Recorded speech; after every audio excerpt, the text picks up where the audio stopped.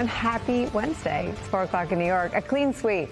Happy clean sweep. Millions of Americans from sea to shining sea delivering a crystal clear and decisive blow and rebuke to Donald J. Trump, electing Democrats in multiple statewide races by blowout margins in some cases, and approving a ballot measure that puts Democrats in the driver's seat and in position to potentially retake the House in the 2026 midterms, despite Republican efforts to gerrymander the congressional maps. Voters in California came out in stunning numbers, delivering a stinging blow to Trump's efforts to rig the game in his favor, as his political standing continues to sink lower and lower by the day with the American people. Prop 50 passed by double-digit margins. More than 8 million people voted. That number is set to grow as the ballots continue to be counted. Now Democrats could net up to 5 seats, neutralizing the gerrymander by Republicans in Texas that kicked off this nationwide redistricting battle. And in California, where John Heilman pointed out yesterday rather astutely that nothing was on the ballot. No people were on the ballot. No candidate was there driving out the vote. It was just this idea, this thing, Prop 50. Voters came out for that thing in record numbers to send a message to Donald Trump. Here's California's Governor Gavin Newsom. We're proud of the work that the people of the state of California did tonight to send a powerful message to an historic president. Donald Trump is an historic president. He is the most historically unpopular president in modern history. In every critical category, Donald Trump is underwater. He promised to make us healthier. He promised to make us wealthier. We're sicker and poorer. And he fundamentally understands that. Why else would he call Greg Abbott saying he's entitled to 5 seats? Why else is he trying to rig the midterm elections before one single vote is even cast? He understands his position at this moment in the United States of America. One thing he never counted on, though, was the state of California. Instead of agonizing over the state of our nation, we organized in an unprecedented way in a 90-day sprint. People from all over the United States of America contributed their voices and their support for this initiative. We stood tall and we stood firm in response to Donald Trump's recklessness. And tonight, after poking the bear, this bear roared with an unprecedented turnout in a special election with an extraordinary result. The margin was so big and the turnout so dramatic that it might be easy to forget or lose sight of the fact that that extraordinary result was far from a sure thing. Politico reports that early polling showed opposition to redrawing the maps ahead of last night, and it seeded doubt among Democrats about whether they would succeed at all. From that report, quote, the outlook was anything but certain back when Democrats were still clinging to the hope that they could bluff their way out of a precarious and costly redistricting arms race. The sobering initial poll was a fork-in-the-road moment for Newsom and his political inner circle. Perhaps some on the team suggested getting voter approval was too heavy of a lift. Nevertheless, they plowed ahead, building up a daunting cash advantage, unifying a bruised party, and galvanizing voters around an anti-Trump message, all in a matter of weeks. Here's more from Governor Gavin Newsom. As we speak, people are still in line. People waiting up 3 hours to cast their vote, to send a message to Donald Trump. No crowns, no thrones, no kings. Our state of mind was resolute.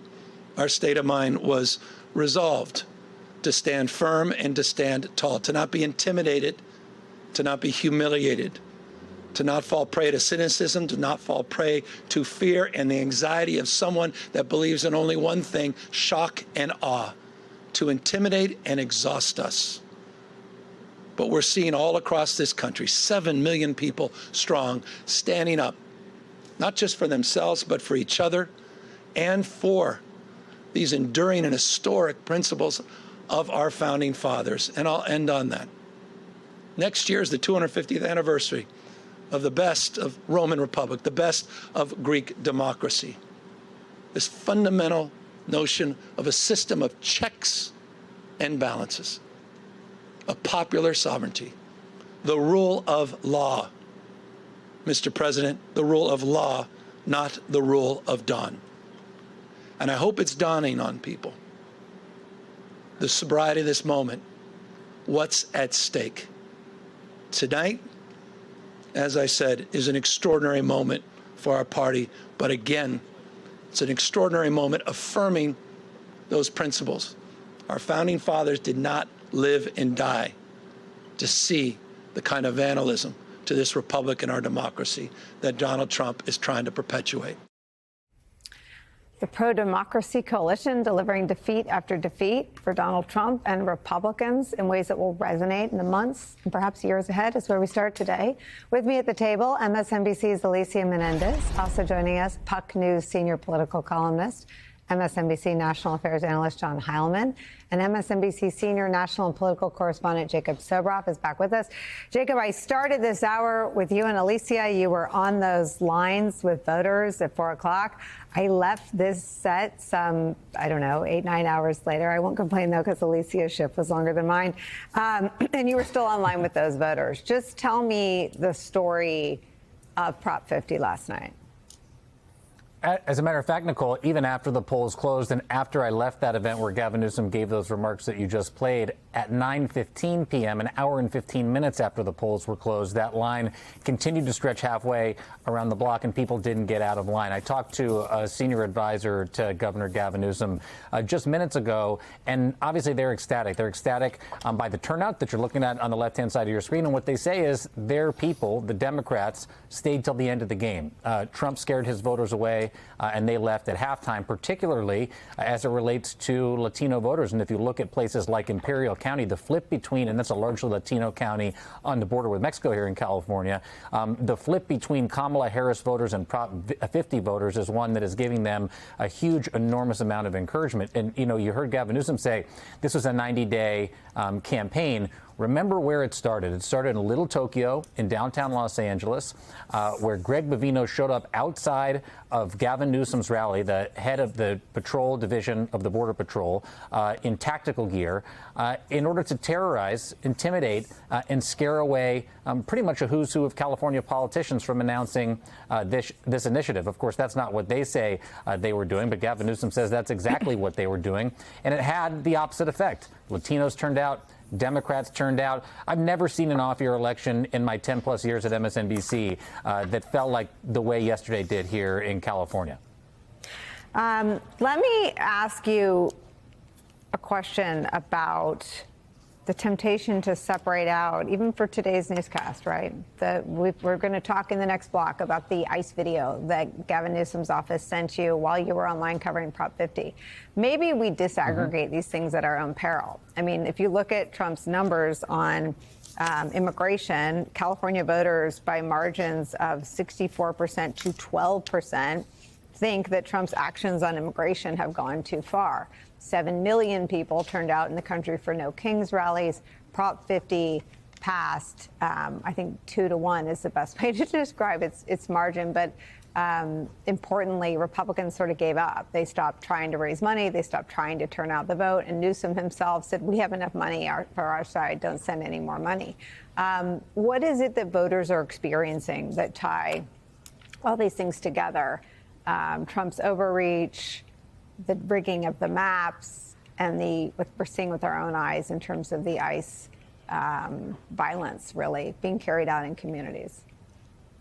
Even after January 6th, even after the first Trump presidency, when I would walk on lines in places all around the country in all of the swing states, democracy was never, ever the first thing that people brought up.